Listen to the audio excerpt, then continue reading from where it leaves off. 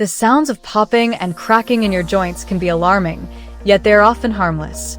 These sounds, known as crepitus, can occur due to the movement of tendons and ligaments over bony structures.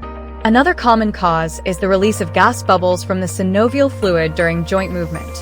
While occasional popping is typically normal, frequent or painful sounds may indicate underlying conditions.